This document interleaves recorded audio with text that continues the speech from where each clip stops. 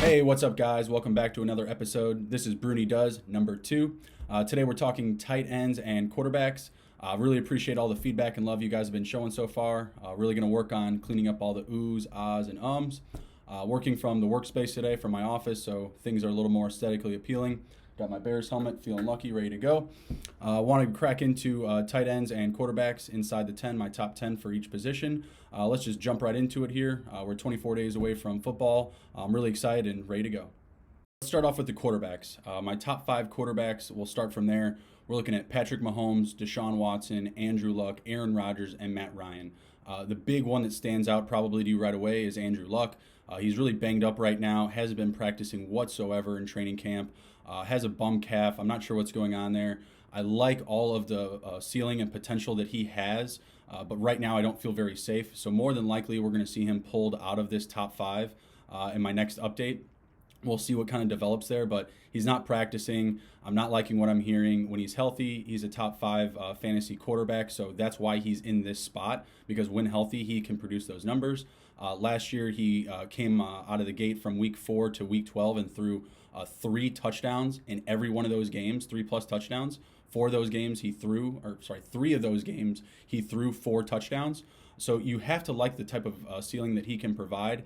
If he's there, he's definitely a guy that you can target early on. But I think that because of the issues that he's having right now, he's going to get pulled down the draft board some, and that he's going to be available a lot deeper in most leagues. So look for his value to start slipping. If you're drafting now, as we get closer to like Labor Day weekend, when you're seeing a lot of drafts going down, when you have like the most information available to you, during that time period, I think that we're going to be seeing him probably, in the rounds 8 to 10 if he's not practicing yet. Still, if he starts practicing, I think we'll see him kind of stay in this type of spot where he's going in rounds like 4 through 7, somewhere in that space. But I really feel like he's going to be coming down people's boards, all off season. This is where I've had him, just based off of the production he provided last year. 4,600 yards, almost 40 touchdowns. Those are really big numbers for him, career highs. So I really like what the offensive line looks like there to protect him. And he has a high ceiling, if he's in the lineup. Getting to the juicier option here, Patrick Mahomes, which I'm sure some of you have already taken in drafts if you've already been drafting early on. Guy threw for 5,000 yards, 50 touchdowns, still ran for, 272 yards last year, so a fair amount on the ground as well. He was one of the quarterbacks inside my top 10 that I wanted to note on rushing ability, having that 250 extra yards, 272 total, and a couple of touchdowns. That's a nice little add-on. It puts him upwards to 5,400 yards, which is crazy. Everyone is expecting regression, right? We're all expecting the touchdowns to come down probably into the lower 40s. I think like the safest floor for his touchdowns is probably like 38, at least based off of like what we're looking at with the rest of the offense coming back. Hill, Kelsey there. Damian Williams, not hearing great things about him, but they're still talking about using all of those guys at a committee level. So you still have to see that there will be efficiency there in the passing game from those guys. So safe and secure as the number 1 quarterback off of the board. I'm just not sure I want to value him early on. I'm a type of guy that doesn't want to take a quarterback in the first couple of rounds, especially, 1 through 3. But I've seen Mahomes going in the first round, second round, and third. 4 through 7 I think is ideal. If you're trying to get one of these top guys, if you can get Mahomes in the 4th round, that's great. All power to you. All power to you. Pull the trigger on him immediately if you get that deep. The 3rd round, I just think that there's still a lot of talent left at the wide receiver and running back positions that I just want to eat up. Last year I got Ben Roethlisberger everywhere deep in drafts, and in most rounds I was getting him, past the 10th round. Minus a keeper league where I was in, where I believe I took him in the 8th. But I think at that time I was still one of the last guys taking a quarterback. So with Mahomes, super high ceiling, a ton of possibility as far as scoring goes. Can make all the throws, blindfolded most days. So you have to like his ceiling and all of his potential. Right behind him, I have Deshaun Watson, a guy that can air the ball out and provide a lot of rushing ability for you. Had 550 yards rushing last season, 5 rushing touchdowns. So that's what keeps him kind of at the top of this tier, or in this tier, I should say. because he is a legitimate dual threat quarterback. Threw for 26 touchdowns. Like I said, had the 5 rushing touchdowns, so over 30 touchdowns. I expect the same this year. The passing yards only was at 4,200, 4,165 on the yardage, so a little bit lower. I like him a lot, though. I like the offense there. They added Duke Johnson. He was sacked 62 times last year, league high. Deshaun Watson. So adding a guy like Duke Johnson is amazing for him in the sense that he'll be able to have a guy back there that he can dish the ball off to as a safety valve. They don't have like a tight end that really works like that, as like a slip and slide type of guy off of blocks and screens. And the receivers are deeper, speedier guys. Kute and Fuller and Hopkins are all guys that can really move the chains, but they're not necessarily, guys that can stand back behind the line of scrimmage that can also help him. So I like what they're adding there in Houston, what the things that they've done so far, especially the Duke Johnson ad after losing Dante Foreman when they cut him. So really like his floor. He has a really safe floor week to week with the rushing and the passing on both sides. So next I have Aaron Rodgers. Aaron Rodgers, one of the most efficient career quarterbacks, only threw 2 interceptions last year, 25, or was it 25, 26? 25 touchdowns, 2 interceptions. Throws for a bunch of yards, has Devontae Adams there, one of the top wide receivers in the league, just like Watson having Hopkins. It lends for quarterbacks to be in this position when you have some of the best pass catching options in the league. Excuse me. Rodgers threw for almost 4,500 yards last season, rushed for almost 300. He had 269 rushing yards. Another player to note inside my top 10 that has rushing ability and to just extend the play. It's not necessarily that he's looking to run. It's that he is looking to extend the play and not to give up, loss of yards or things like that. LaFleur coming in from the Titans, they're talking about the offense being more creative. I think that we're still going to see a lot more of the same of just Aaron Rodgers balling it out, airing it out. Aaron Jones is there. They do have a solidified running game with him and Jamal Williams, but I still see Aaron Rodgers needing to do the most on this offense. For them to be winning games in this very competitive division that they're in with the Bears, the Vikings, even the Lions. They don't go away. They have pass catchers and a lot of options to keep themselves in games. So very competitive division. I look for Rodgers to have to do a lot this year. They didn't really add anything in the wide receiver position, but I'm sure we'll see progressions from Geronimo Allison and MVS, Marquez Valdez-Scantling. And then, like I said, you have a guy like Devontae Adams there that can just ball out for you, super steady floor, provides a ton of potential in the passing game and in the red zone. So look for Rodgers to be super safe. Not sure I'm going to see him throw only 2 interceptions this year. Would like to see those 2 interceptions come week 1, maybe against the Bears. But no, look for him to have a great year. Definitely see him hitting over 4,500 yards. Behind him, I have Matt Ryan. Matt Ryan has Dirk Cutter coming back to his offense from Tampa Bay, so you have to like that. They seem like they should be pass heavy again. Devontae Freeman coming back from an injury, but I don't think that they're going to want to lean on him. Same thing, I don't believe they can lean on Ito Smith, the backup. So I'm not really sure what we're going to see from the running game there, which just lends me to believe that there's more confidence in the passing game. You have another year with Calvin Ridley in the lineup, a guy who caught 66 balls for like 10 touchdowns, crazy volatility there. And that was just mainly because of the theme of Julio not having like touchdowns in like the first several weeks of the season, right? Weeks 1 through 8, Julio didn't have a touchdown, and then he went off for like a touchdown a game every week after that. So, the Falcons make very good offensive decisions, and that really helps Ryan. Like, they play a very safe offensive game with a balance of run and pass. Matt Ryan, I believe, had 4,900 yards last season. I can definitely see him hitting over the 4,500 mark. Even rushed for 3 touchdowns, not a normal thing you see from him. So maybe even hitting the 40 touchdown mark this year. Really like their offense. Again, having a guy like Julio Jones, top pass catching offense in the league, in your offense is only going to help your quarterback out a ton. So love him as a super safe pick. Those are my top 5 guys. Those are guys that I will consider drafting in rounds like 4 through 7 if they're healthy. If you're drafting in a best ball league, you definitely want to go out and get one of these guys. Best ball. In a super flex league, you definitely want to go out and get one of these guys early on because you're going to need that extra quarterback. You're going to want that second quarterback in your lineup. And if you're starting off with one of these guys early on, you're not really wasting that real estate in the pick. With picks or rounds 4 through 7, your picks are a little bit more valuable in one quarterback leagues because you're probably building out your flex and your starters, or you're building a really deep bench, to go on the attack late in the year.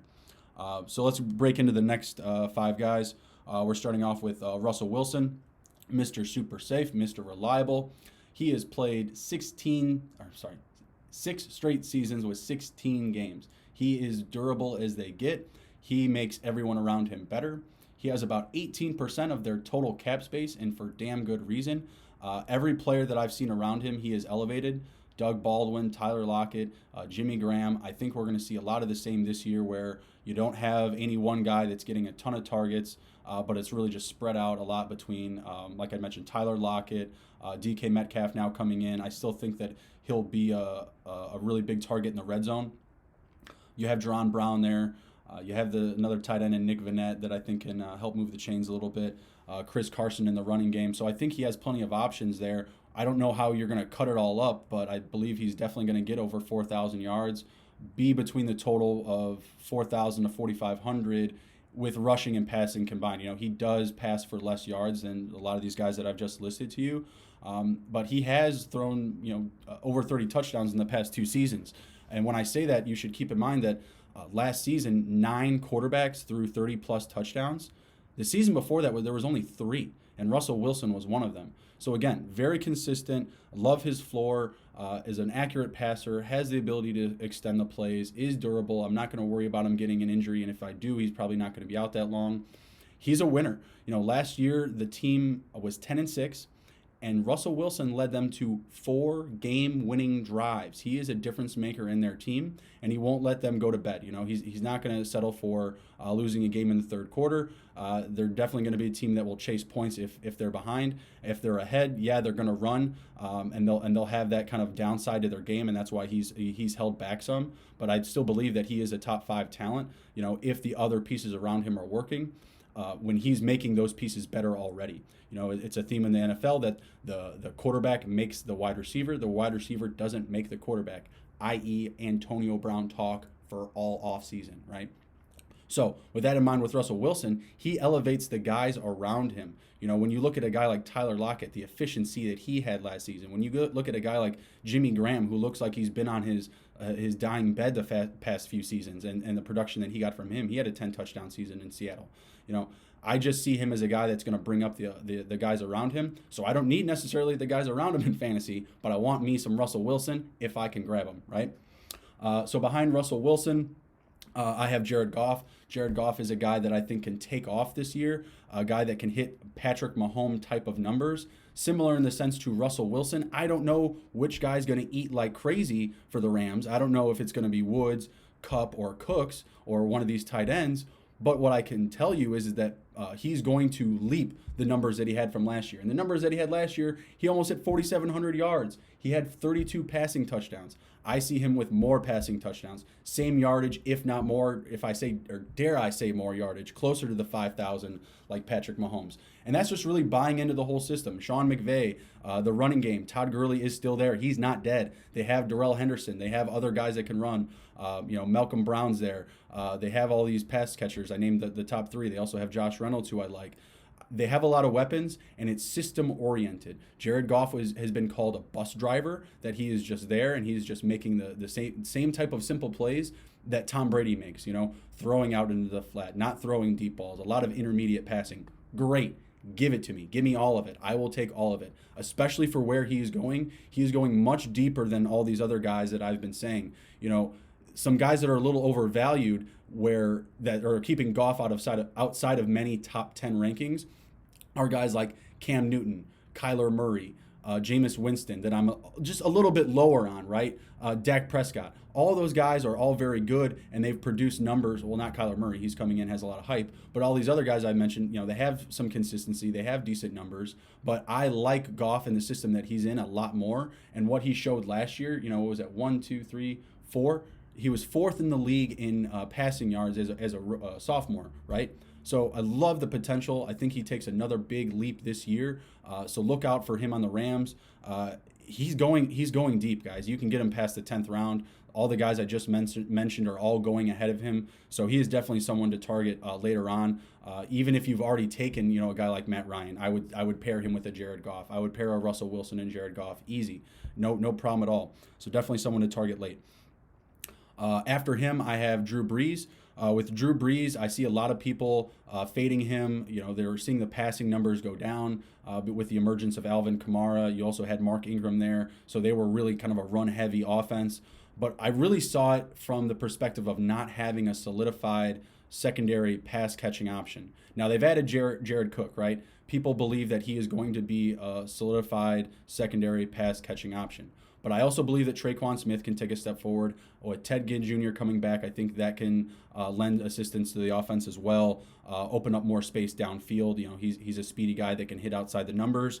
So having that type of lineup versus just having Traquan Smith there behind a Mike Thomas and that's it, that should help Drew Brees. I think that there's going to be more efficiency in his game. I don't think that he needs 600 throws to hit a total of 4,500 yards or 4,400 yards. I think he can do that with the mid 500s. Last year he didn't play in the last week of the season, so he had about 489 throws. If he played in that last game, he would have been over 500 like he was the season before that. But most years we see Drew Brees throwing well over 600 attempts, throwing for well over 4,500 yards. Sorry, hitting the 47, 48, 4,900 marks.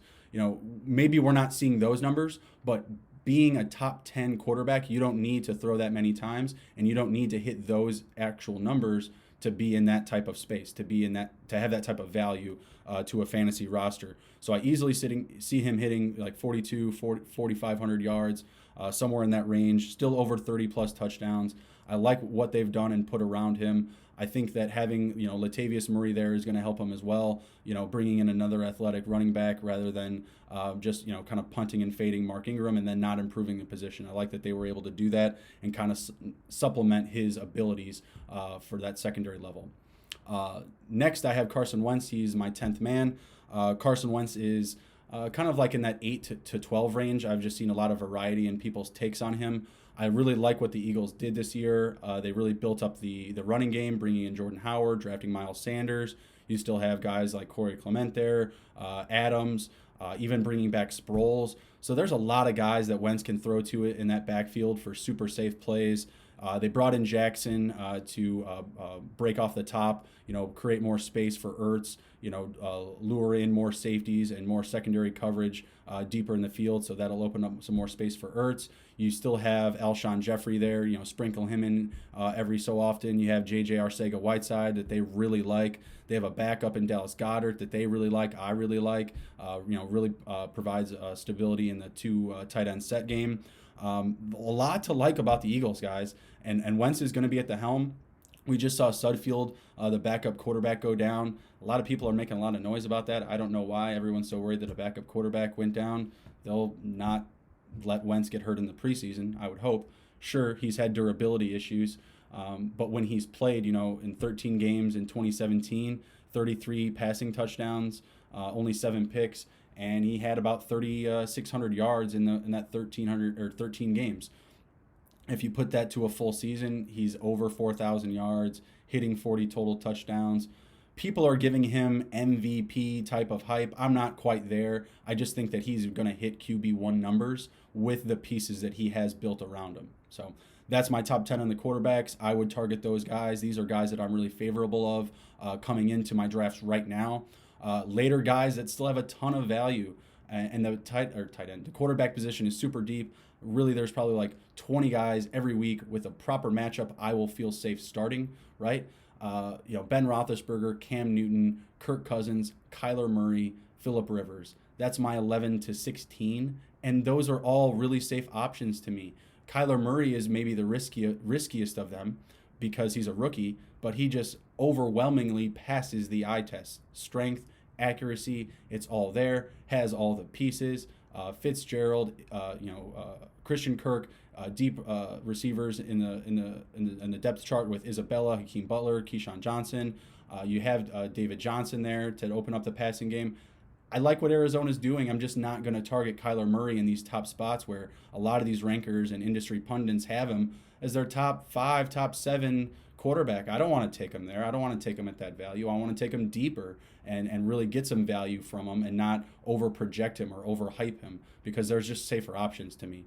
Even behind Rivers, I have Winston, Dak Prescott, Matthew Stafford, Derek Carr, Tom Brady. Safe options week to week, right? Not every week will those guys be top quarterbacks, but there's a lot of weeks that they will be and that they'll provide you with top ceiling. So lesson here is target the quarterback late. Don't overhype the position in your draft.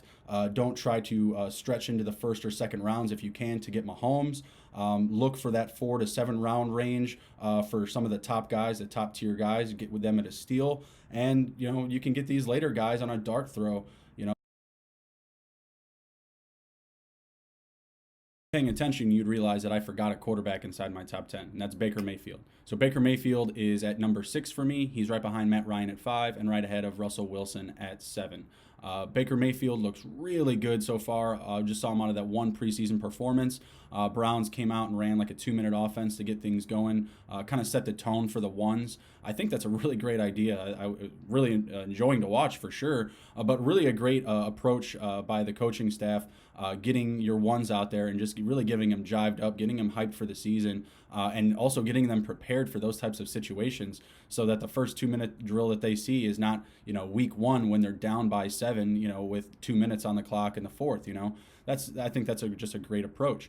Going into his actual value, you're looking at a guy, 14 games last season, 27 touchdowns, 14 interceptions, needs to clean up the accuracy a little bit, but I think that he's going to have to, or not be forced, I think he's not going to be forced to do as much as he was last year with the emergence of Odell Beckham Jr. You have Landry still there, you have Nick Chubb, and you have David Njoku, right? So you have all these options. I think that they're going to be running a very safe running game.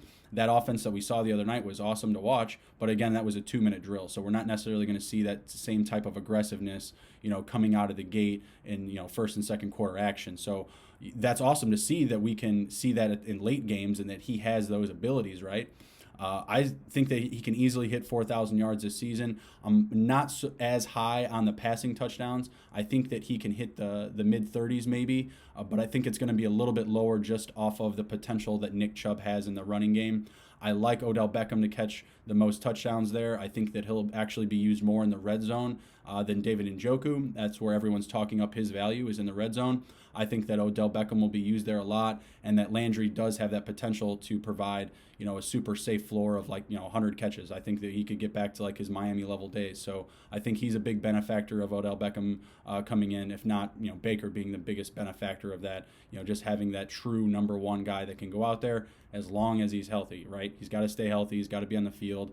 And with all of these guys in the offense, with Baker at the helm, he should provide you the opportunity to break into that top 5 with those guys that I mentioned before him. He can get over 4,000 yards. He can hit the high touchdowns. It's just that I think that the running game is going to hinder him a little bit, just a little bit in that sense. I think that it can go either way. I think that he could have a really high touchdown season. But at the same time, it's still a newer offense, right? There are a lot of returning pieces, but you have Freddie Kitchens at the helm. Like what I saw with the approach to the whole 2-minute drill, but I'm interested to see what they do. I believe they're going to run a lot. A lot of other folks believe that too, as well, but there is still that opportunity that they could have to come out, pass the ball a lot, and really shoot up Baker's production. Because he has the skill set to do so, that's why I place him so high in rankings over deeper guys. Like the guys I'd mentioned outside of the top 10, excuse me, like the Cam Newtons, the Kylers, the Ben Roethlisbergers, Phillip Rivers, etc. Right? So that's why I have him there. I love the opportunity. The tools around him should elevate his game in the sense where I was talking about Russell Wilson, elevating the tools in his offense. So just someone else to look at. Now let's crack into tight ends. Jump into the tight end position. Running through the top 10 really quickly. First, I have Travis Kelce, then Ertz, George Kittle, Evan Ingram, O.J. Howard, Hunter Henry, Jared Cook, Eric Ebron, Vance McDonald, and David Njoku at number 10. So for the first 3 guys, obviously they're in a pool of their own, a tier of their own. Their production and their volume in their offenses is just light years ahead of everybody else, right? From the entire league. So when you're looking at Kelce and Ertz, guys last year that had 150 targets, Kittle had 130 plus targets last season. I could see him getting up to the 150 range, but I could also see him taking a step back if other pass catchers emerge in San Francisco. I have Kittle behind these two because you have Jimmy Garoppolo in San Francisco. I'm an Eastern Illinois alum. I really like Garoppolo, but he hasn't shown the durability to play a whole season. So I like the upside with Ertz and Kelsey playing with Wentz and Mahomes and just having a little bit more chemistry dialed in with them, being a top option. So I'm not going to pull Kittle ahead of those guys. If I can land Kittle, like I said, in like the third to fourth round range, where I'm seeing like mid wide receiver talent, mid running back talent, or maybe like all the running back pool is gone and I need to like pull the trigger on a top guy like him, I'll absolutely do it. And those things are possible. Running backs traditionally go very quickly, but they can even go faster in some leagues. So you just have to play it with the board here. With Ertz and Kittle, I'm probably not going to take Kelsey. I would love to have Kelsey on my team.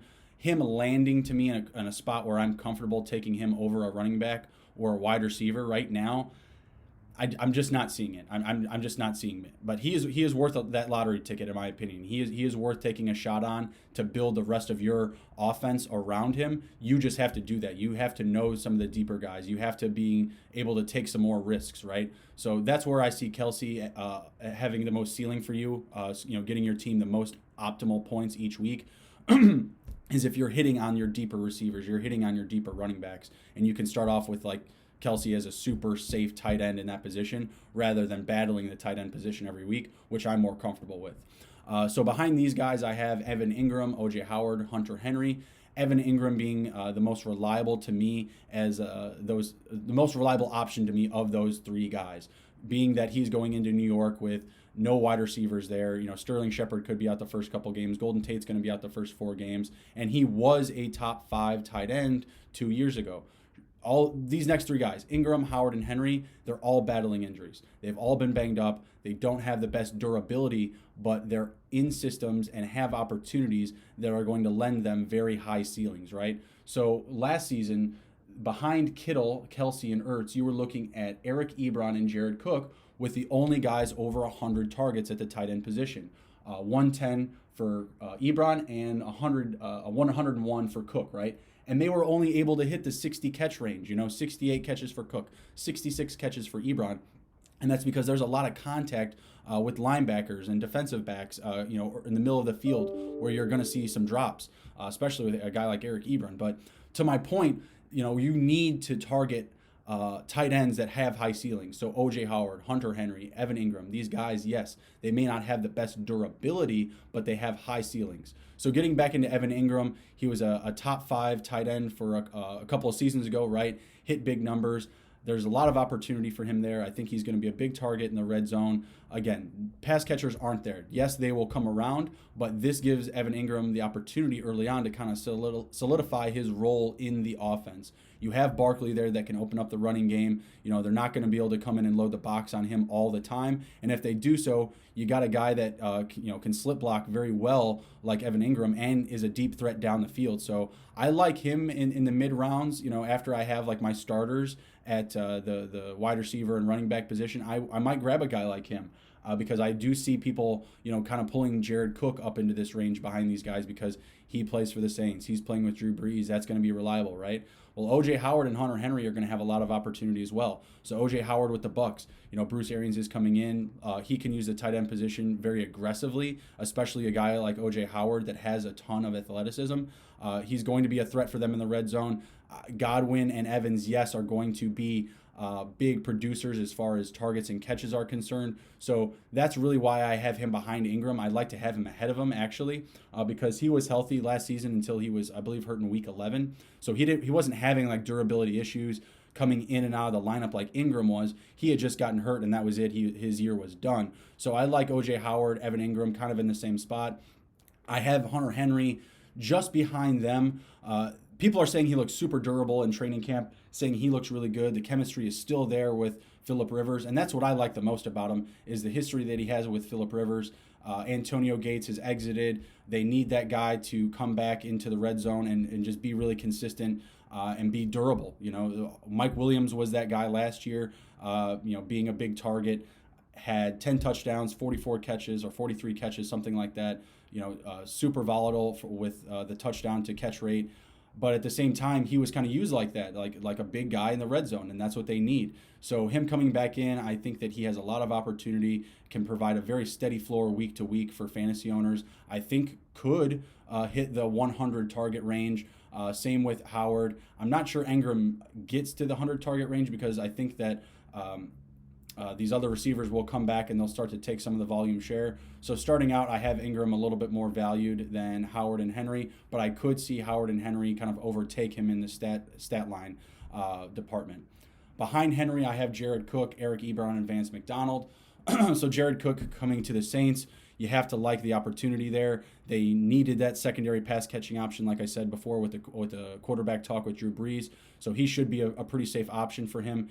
He had over 100 targets last year, had almost 900 receiving yards. So he's a deep threat type of tight end. He won't just block for you; he will catch the ball as well. So they need a guy there like that, someone that can catch the ball in the middle of the field. That's name isn't Mike Thomas.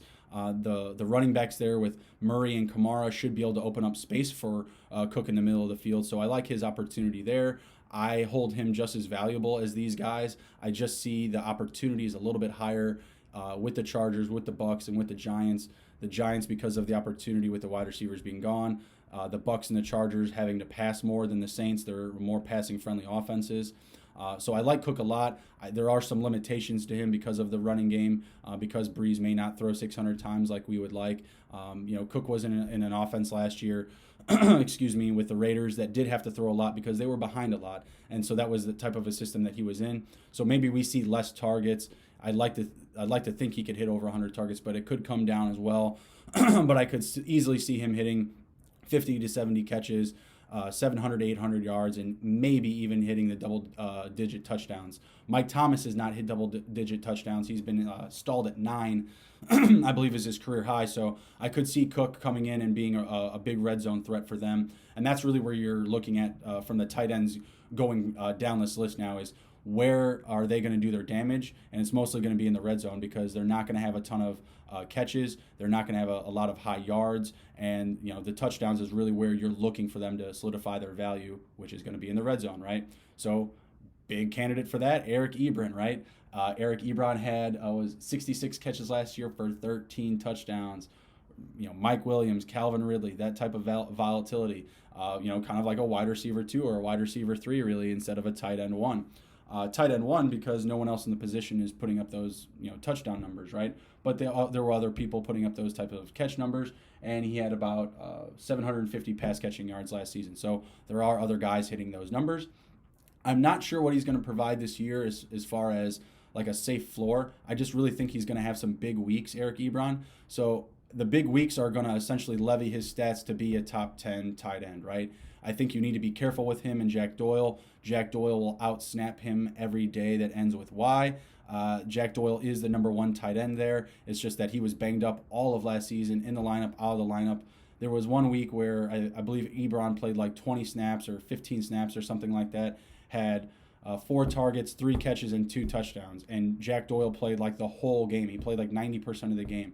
Jack Doyle isn't that far behind in my rankings here, but Jack Doyle is a little bit more banged up. Eric Ebron and like Mo Ali Cox were big targets in the red zone last year. Andrew Luck has shown that's what he is looking for in the red zone. So I see that the touchdown numbers may be coming back from Ebron. You have a guy like Devin Funchess coming from the Carolina Panthers. I think he could get some more targets in the red zone. He's a bigger body, bigger sized wide receiver. So I could see him kind of eating into Ebron's numbers and maybe being used as more of a target in the red zone.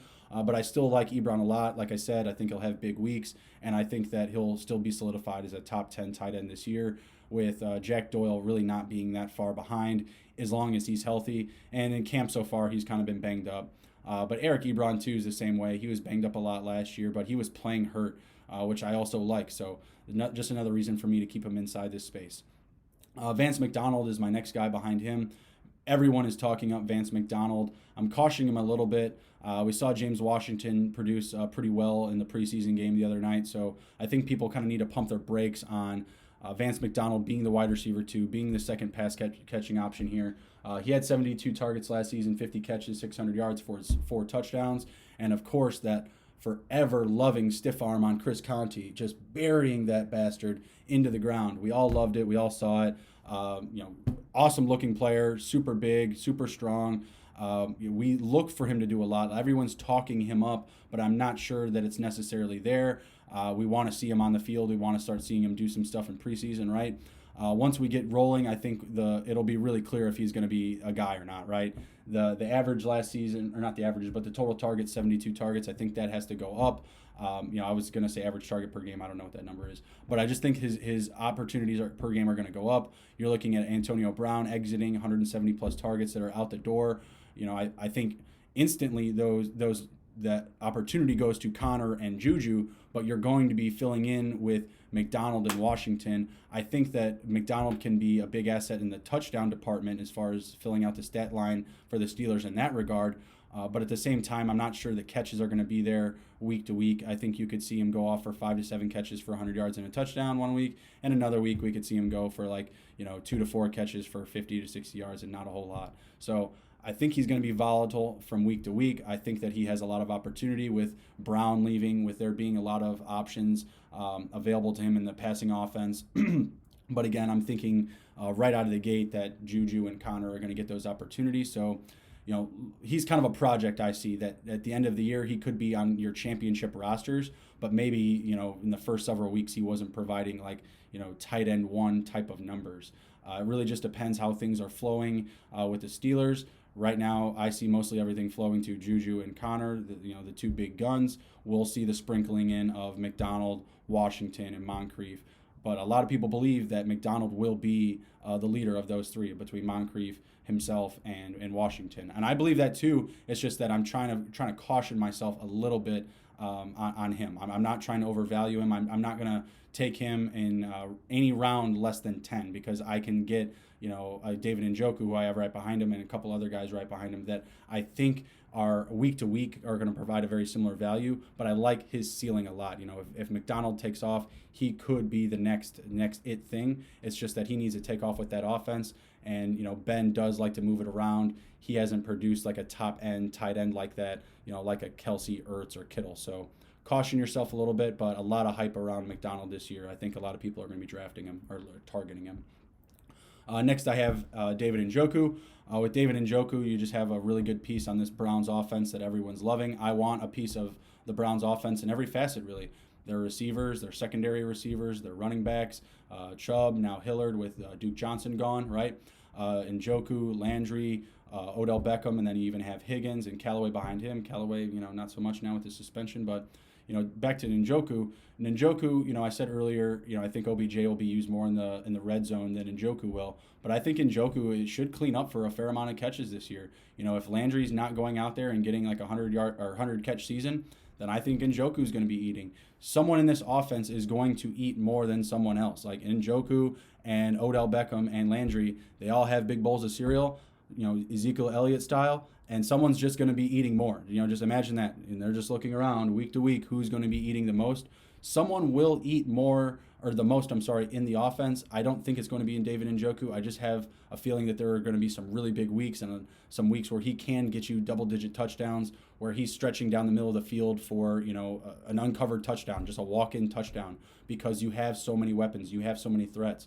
However, I don't see him getting big red zone targets. I don't see him being used like that. I think that's going to be Odell Beckham Jr. because for the rest of the field, Odell Beckham is going to be shadowed. He will draw double coverage, and that should lend for more opportunity for Njoku and Landry, right, with that double coverage on Odell. But once you get to the red zone, they're going to loosen up Odell a little bit and target Njoku more because he is a bigger body. And same thing with Landry off of screens and play action and things like that, right? So I think that being in the red zone will lend more to Odell Beckham because they will actually let off of him a little bit more and focus on the middle of the field with Njoku and the running backs, right? So I like Njoku a lot. I'm not sure where the stats are going to necessarily fall. Last year he had 56 catches on 88 targets, 640 yards, 4 touchdowns. Those numbers I think can go up. I'm just not sure about a steady floor.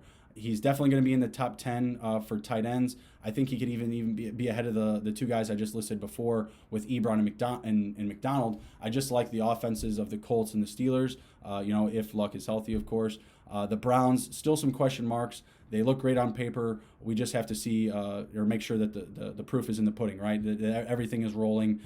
If everything is, then Njoku should be a top tight end option this year. Just looking to see that where the consistency builds with him as the season starts. Not a guy that I'm going to target definitely over the top 7 that I listed with Kelsey, Ertz, Kittle, Ingram, Howard, Henry, and Cook. If I'm looking for a top tight end, those are the 7 that I will be looking to take. If I'm just looking to wait and see, you have those guys that I just mentioned with Ebron, McDonald, and Njoku.